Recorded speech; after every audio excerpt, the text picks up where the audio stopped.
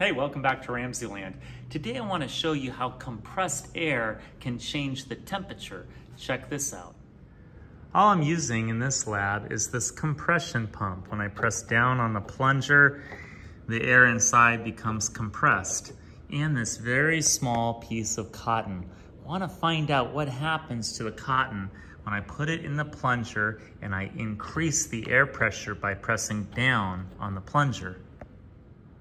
So all I need to do is remove the plunger from the chamber, and I fluff the cotton a little bit to increase its surface area. I'm gonna put it inside the chamber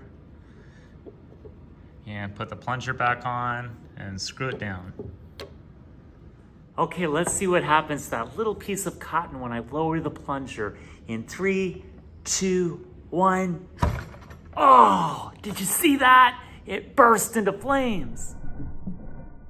So what's going on in this demonstration is when I press down on the plunger, I'm forcing those air molecules to come closer together. And as you increase the molecular speed of the air, you also increase the temperature. I hope you enjoyed today's edition of RamZland, and I'll see you next time.